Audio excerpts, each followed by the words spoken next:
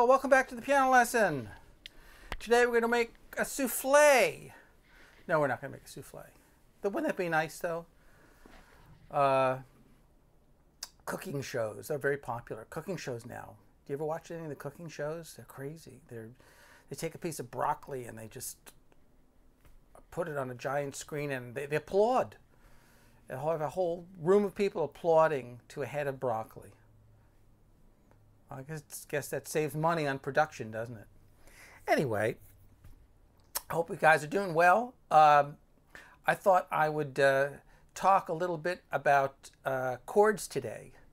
Everything you never wanted to know about chords, but probably should know anyway. Because why not? Something for beginners, intermediate, advanced, classical people, jazz people, whatever, you know. I'm just going to throw a lot of stuff at you, give you a lot of information, and that way you'll have something left over for a snack in the evening. Anywho, what is a chord? Well, guess what? There's no such thing as chords. What I mean by that is that a chord is the result of two or more melodies, conceptually, right? So if you have this, and you have this, and you have this, and then all together you have, and that's effectively what makes the chord. In that instance, it was three melodies. That's referred to as counterpoint. So you have three melodic lines. They're not great melodies, but they are linear. Right? We listen in a kind of a linear way. And in principle, all chords are basically the same in that if you want to make a basic chord, you pick any letter in the musical alphabet and you skip letters, okay? So just in general, just to make things simple, even if you're advanced, you have to think simply. That's why I like teaching. I like to keep thinking like a beginner, okay? The more you can think like a beginner, the easier music will be, because as music gets more complicated, you want to be able to think in simple terms. So if you're making a chord, it doesn't even matter if I have a staff. I don't even necessarily even need a clef, okay? But if I have a note on a space, and a space, that's a basic chord. That's a root position chord, right? And if I start with an A, well, the next two letters are going to be C and E, and of course we're skipping B and we're skipping D, right? I mean that we're skipping the line notes. So that's the basic chord. Now the chord could be major or minor. When we're talking about major versus minor, right? We're typically talking about the third of the chord, right? I'll just stick a clef in there just so we're all happy. Here's a clef. There, that would be an F, an A, and a C. All right, so let's get rid of those. And let's say that's an F, an A, and a C. So that's our major. If I want it to be minor, well then I'm going to lower the 1, 2, 3, the third of the chord, all right? And if I want it to be diminished, then I would also lower the fifth of the chord as well. Notice F, A flat, C flat, F, A flat, C flat. I'm not calling it B. Okay, why not? Well, even though it's the same key on the piano, B is a B. Okay, that would be B. All right, that would be a step. Any kind of an A up to any kind of a B is a step, and then we're not looking for a step. We're looking for a skip. Okay, that's how you read music, right? We're looking for skips. Okay. So whether it's major, F minor, and F diminished, those would be the basic symbols. Okay, those are your triads. Now there's one other possibility. You might also you might also encounter something that looks like this, F, A, C sharp, okay? And that would be F augmented. Sometimes you get a plus sign like that. The augmented chord, kind of the question chord. What? there's your question. That's the question chord. So you got happy, sad, and scary. Okay, right? Happy, sad, and scary.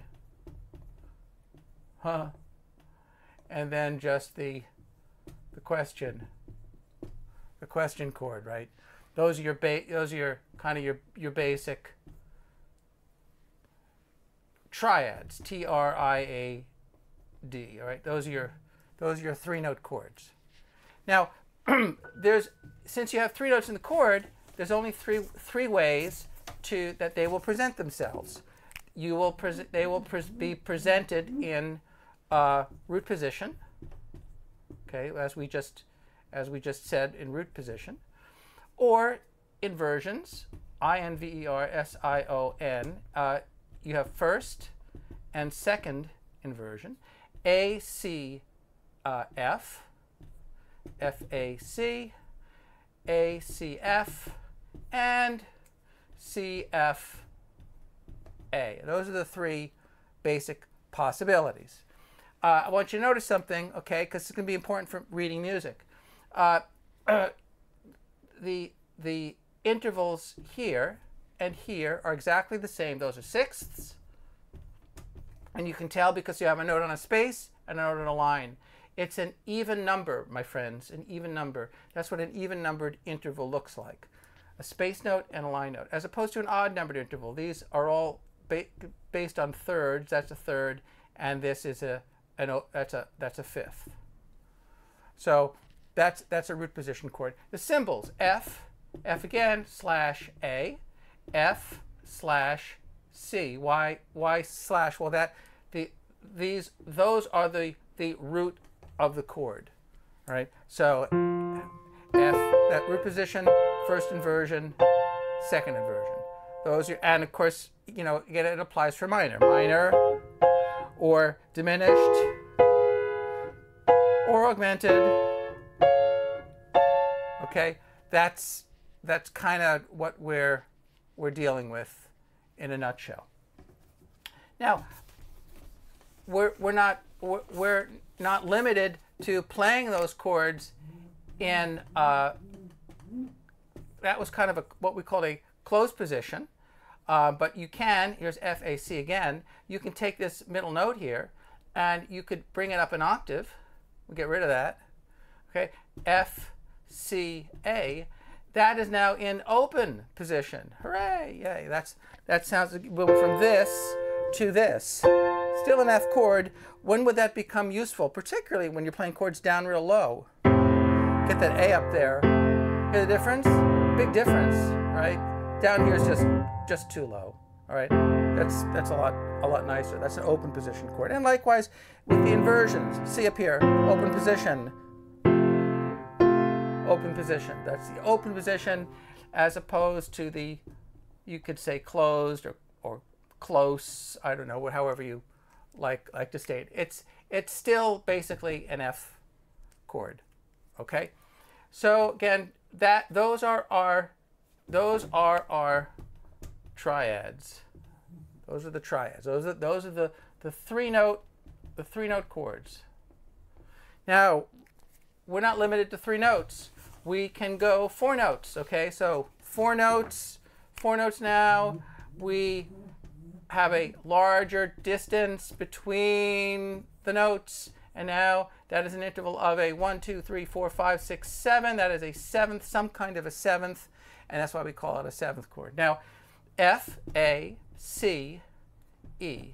That is F major 7.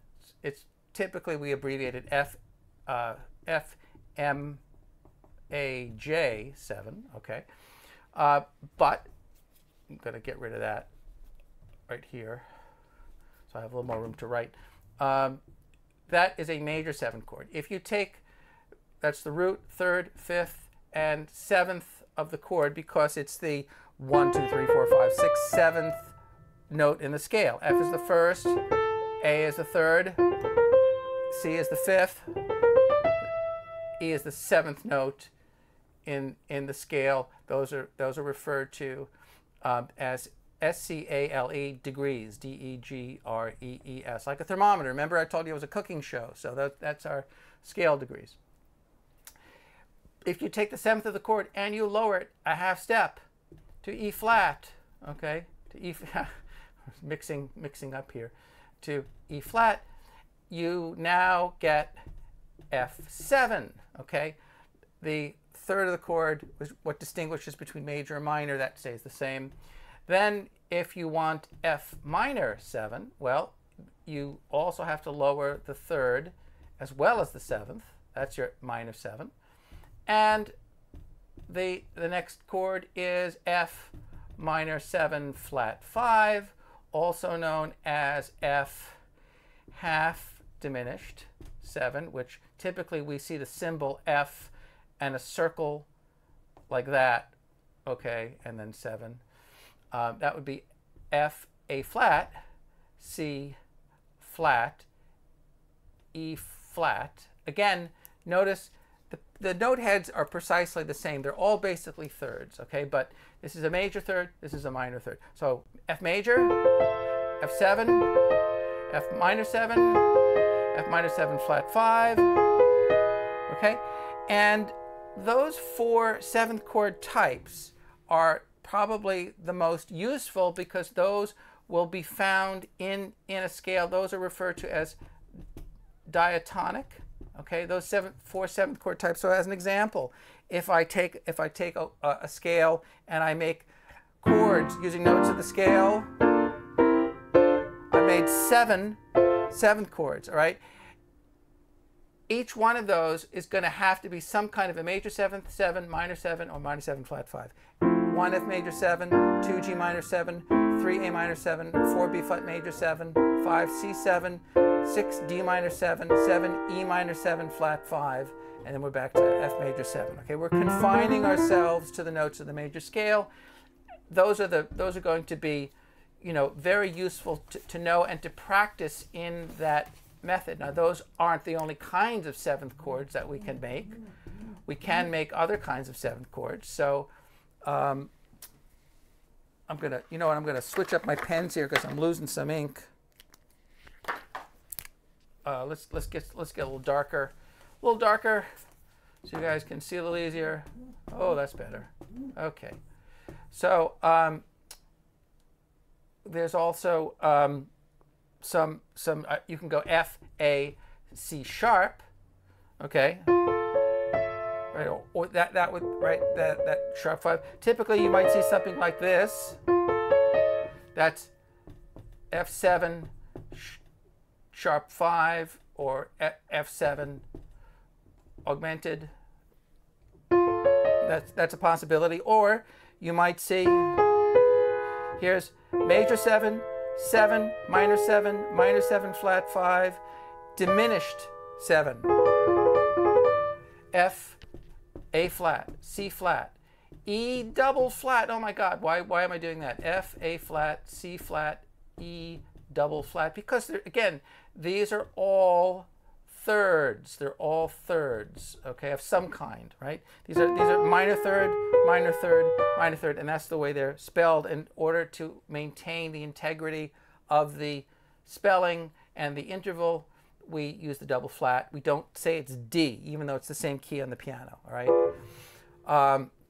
So that would be F diminished 7. All right, so that's another 7th chord that you might see pretty often. And there are some kind of goofier chords. No, not goofier, but, you know, you can have a major 7 with a minor third. That would be F minor.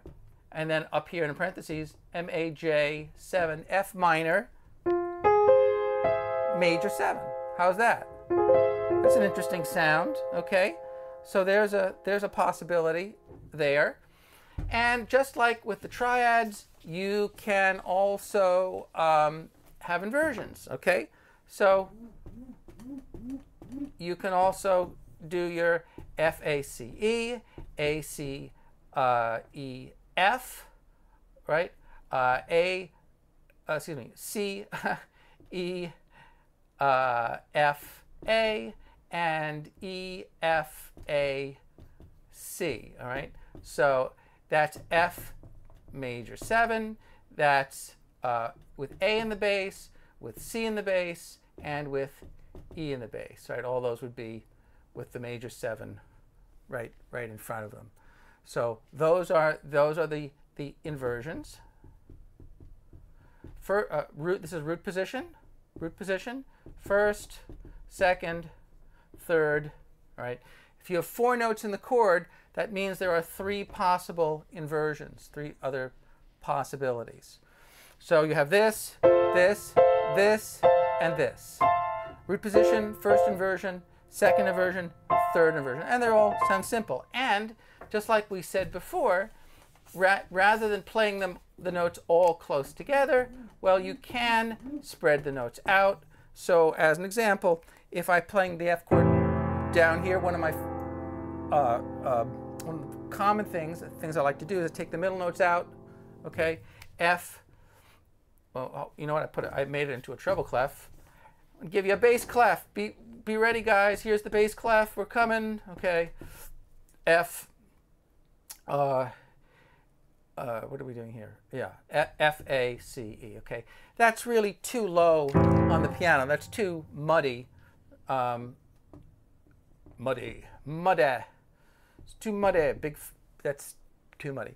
Take the middle notes out, A and C, and we'll put them up here. Here's the A, here's the C, okay? And that'll sound like this. Isn't that good? Dominant, minor, minor 7 flat 5, diminished. Isn't that interesting?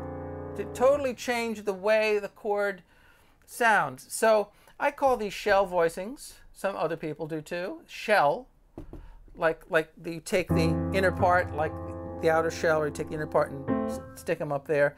So you have the root, the 7th, the 3rd, and the 5th. Okay,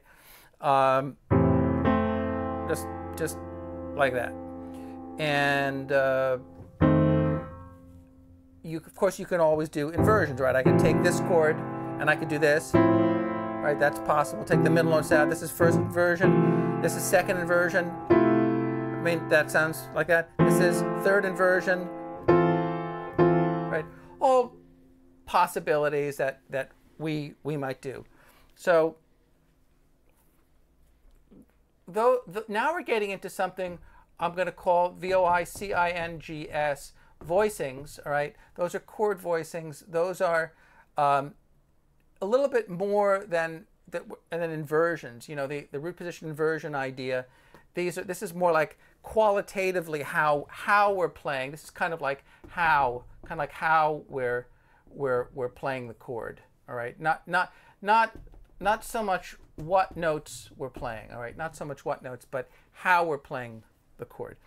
All right, those are 7th chords. We're not going to stop at 7th. Oh no, we're not going to stop at 7th because we could keep skipping letters in the alphabet, right? And if we do that, well, I'm going to stay with my bass clef. I hope you can stay with that too. F, A, C, E, and skip again. I want to get G. F, A, C, E, G. That is F, M-A-J, major 7 with an added 9th. Or you could write just F, M-A-J 9. That's the same thing, really. Okay. There's more than one right way to express a chord symbol. So now we got root, 3rd, 5th, 7th, 9th. 1, 2, 3, 4, 5, 6, 7, 8, 9. All right. And probably we don't want to hear it that way. Probably we want to hear it more like, you know, something like this. That might be a little nicer. You know, on the piano you can have these close notes together, these clusters, and they kind of sound nice. So, and you can have any other iteration of it. So if I had F, A, C, E flat, right? Well, that would be F9, right? Or you could say F7 with an added 9th. Any kind of 7th chord with an added 9th. Right? You're just skipping up. And if I did that again, and then flat, well now we have a 1, 2, 3, 4, 5, 6, 7, 8, 9, 10, 11, 11, 11 and a fourth is the same note, but it doesn't really sound the same. The fourth, here's the triad, here's the fourth. So that would, if we're doing it in treble clef, F, B flat, C. That's F sus 4 followed by F. Okay? Right? That's a little different than if we take that F, take that fourth note, and we put it up here. That'll sound a little different. And I probably don't want necessarily a major 7 chord. I probably might want something more like this, more like.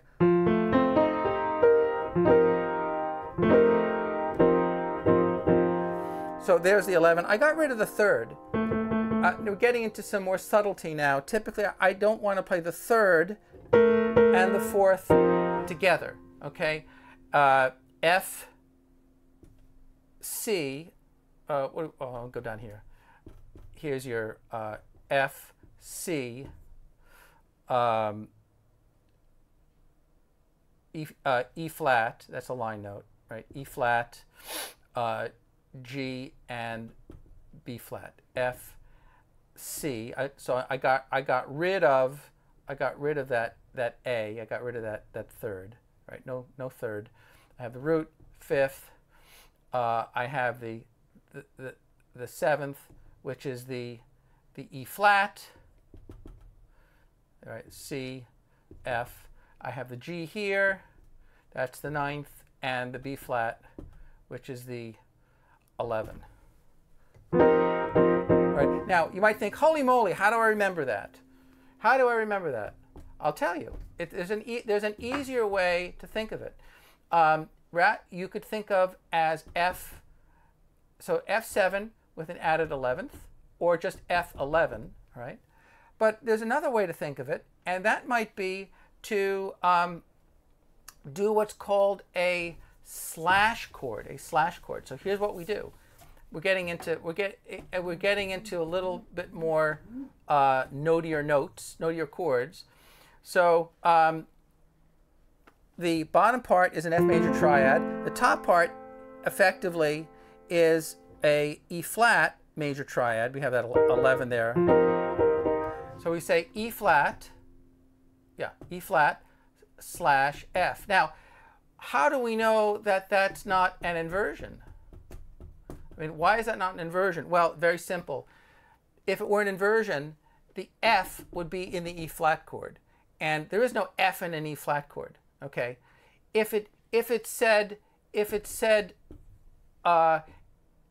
F slash E flat, that makes more sense, because what that is, that's F A C E flat, right?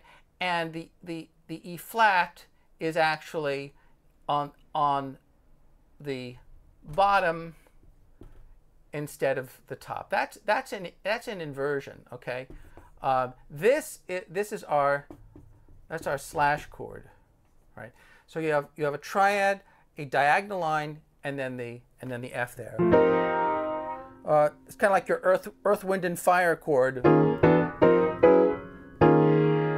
And there's other ways you could, rather than just stopping at E flat as a triad, you could say E flat MAJ7, major 7. Now you have an additional note. Yep.